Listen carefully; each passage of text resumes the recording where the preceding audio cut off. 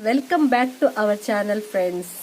ಇವತ್ತು ಕೂದಲಿನ ಆರೈಕೆಗೆ ಮತ್ತು ಕೂದಲಿನ ಹೇರ್ ಕಲರಿಂಗಿಗೆ ಮನೆಯಲ್ಲಿ ಒಂದು ಹರ್ಬಲ್ ಹೇರ್ ಪ್ಯಾಕ್ ಮಾಡುವ. ಇಲ್ಲಿ ಇದು ಮೆಹಂದಿ ಎಳೆಗಳು, ಇದನ್ನು ಸ್ವಲ್ಪ ಕೊಯ್ಯುವ. ಮೆಹಂದಿ ಎಲೆ ಹಾಕುದು ಹೇರ್ಗೆ ಕಲರಿಗೆ.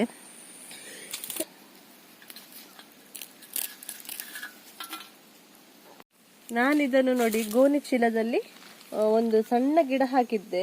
ನೋಡಿ ಇಷ್ಟು ದೊಡ್ಡದಾಗಿದೆ. ಈಗ ನೀವು ಕೂಡ ಜಾಗ ಇಲ್ಲದಿದ್ರು ಮನೆಯಲ್ಲಿ ಒಂದು ಸಣ್ಣ ಜಾಗದಲ್ಲಿ ಒಂದು ಗೋಣಿ ಚೀಲದೆಲ್ಲ ಒಂದು ಪ್ಲಾಸ್ಟಿಕ್ ಪಾಟ್ ಅಲ್ಲೂ ಹಾಕ್ಬಹುದು ಮೆಹಂದಿ ಗಿಡ.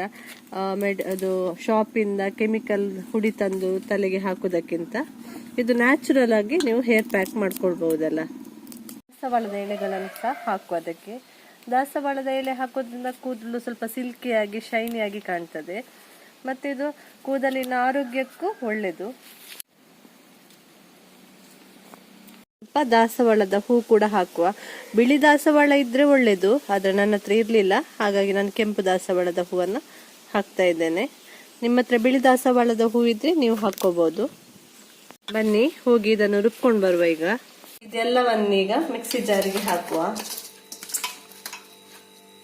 ಚೆನ್ನಾಗಿ ತೊಳ್ಕೋಬೇಕು. ಮಳೆಗಾಲದಲ್ಲಿ ಗಿಡದಲ್ಲಿ ಎಲ್ಲ ಈ ಕೀಟ ಎಲ್ಲ ಗೂಡು ಕಟ್ಟಿರ್ತದಲ್ಲ, ಅದಕ್ಕೆ ಚಂದ ಮಾಡಿ ತೊಳಿಬೇಕು. ಅರ್ಧ ಹೋಳು ಲಿಂಬೆ ಹಣ್ಣನ್ನು ಹಿಂಡುವ. ಲಿಂಬೆ ಹಣ್ಣು ಹಾಕುದು ಯಾಕೆಂದ್ರೆ ತಲೆಯಲ್ಲಿ ಡ್ಯಾಂಡ್ರಫ್ ಎಲ್ಲ ಇದ್ರೆ ಹೋಗ್ತದೆ.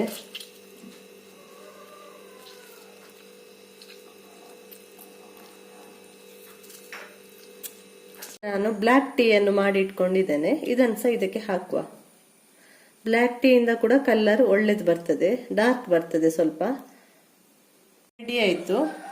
ಇದನ್ನು 1 ಗಂಟೆ ಹೀಗೇನೆ ಬಿಡುವ. ನಿಮ್ಮ ಹತ್ರ ಕಬ್ಬಿಣದ್ದು ಏನಾದ್ರೂ ಪಾತ್ರೆ ಇದ್ರೆ ಅದ್ರಲ್ಲಿ ಹಾಕಿಡಿ, ಕಬ್ಬಿಣದ ಪಾತ್ರೆಯಲ್ಲಿ. ಮತ್ತೆ 1 ಗಂಟೆ ಬಿಟ್ಟು ತಲೆಗೆ ಹಚ್ಚುವ. ಈ ತರ ಫುಲ್ ತಲೆಗೆ ಇದನ್ನು ಹೀಗೆ ಚಂದ ಮಾಡಿ ಹಚ್ಚಬೇಕು. ವೈಟ್ ಕೂದಲೆಲ್ಲ ಇದ್ರೆ ಕಲರ್ ಆಗ್ತದೆ. ಚಂದ ಮಾಡಿ ಹಚ್ಚಬೇಕು. ಇವತ್ತಿನ ವ್ಲಾಗ್ ಇಷ್ಟವಾಗಿದ್ರೆ ಲೈಕ್ ಮಾಡಿ, ಶೇರ್ ಮಾಡಿ, ಸಬ್ಸ್ಕ್ರೈಬ್ ಮಾಡಿ. ನಿಮ್ಮ ಅನಿಸಿಕೆಗಳನ್ನ ಕಮೆಂಟ್ ಮಾಡಿ ತಿಳಿಸಿ ಫ್ರೆಂಡ್ಸ್.